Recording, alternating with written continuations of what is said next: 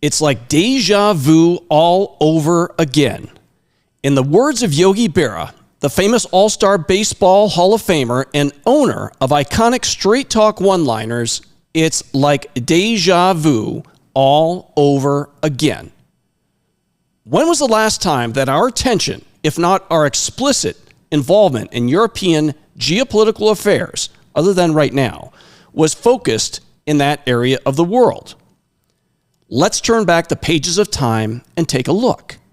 In the earliest days of World War II, the German military and political forces were wreaking havoc in Czechoslovakia, in Austria, and in Poland. And through two of our closest allies, Britain and France, had declared war.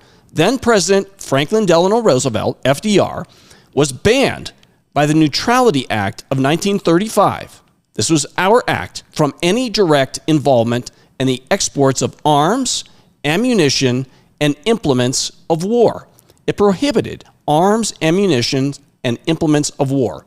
The United States, referred to as isolationists back then, probably finally bent. Who can say? But most likely this stemmed from the sobering fact that in World War I, the United States of America lost over 100,000 troops, had 100,000 killed in action, and we have had enough.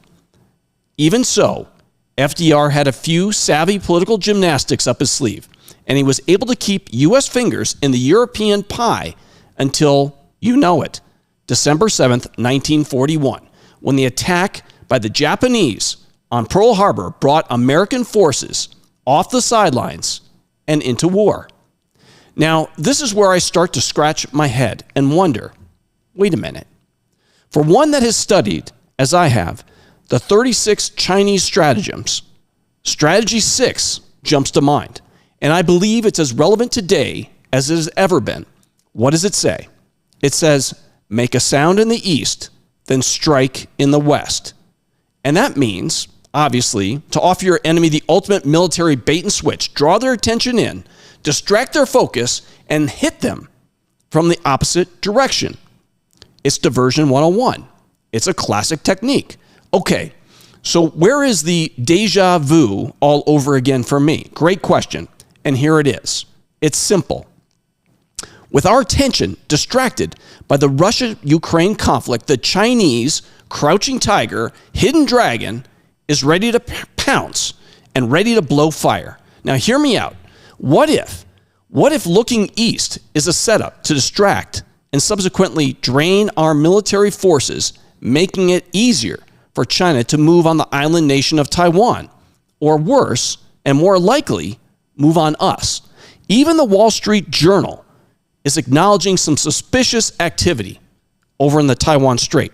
And this might signal, as they say, a preview of a Chinese attack on Taiwan.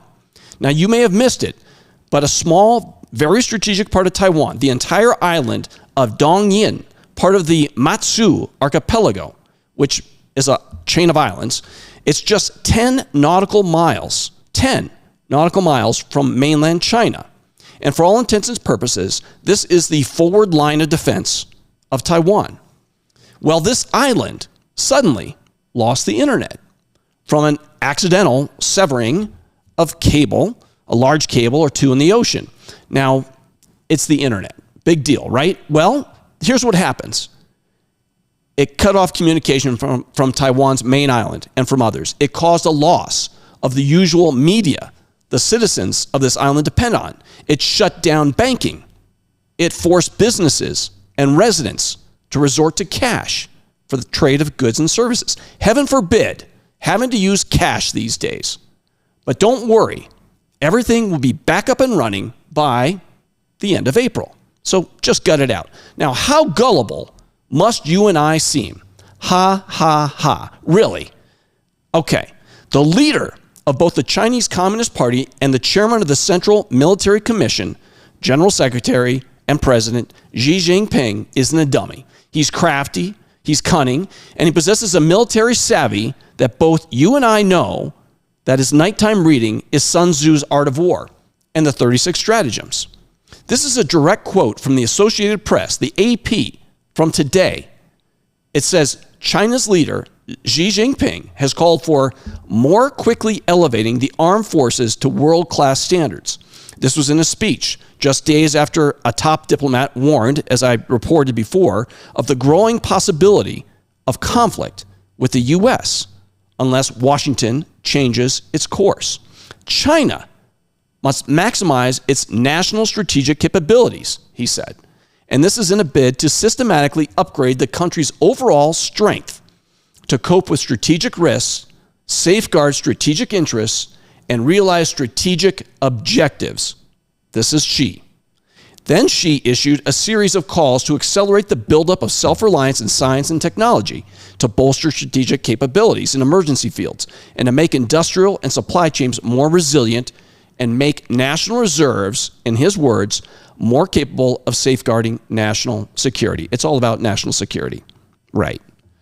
And all of this, as the Wall Street Journal again is reporting that China's Xi Jinping plans Russian visit as Putin wages war with Ukraine. That's the headline, directly from the Wall Street Journal. Now, I'm here to tell you, no worries, Wolfpack. It's okay, right? I'm certain they're meeting to discuss multi-party peace talks. It's not like the military forces of Germany ever met with General Yamashita of Japan or Mussolini of Italy. It's never like they ever had meetings and colluded with each other to become this evil axis of power. Obviously, there's nothing to see here, so we can just go about your business. Hey, look over there. It's International Women's Day. Now, make a sound in the East, then strike in the West. It seems Yogi caught this pitch just right. What do you think, Wolfpack? Share your comments below. If you have something you see or hear and you want me to look at, let me know. I'll do my best. Until next time, be ready, be strong, be alert, and keep on prepping.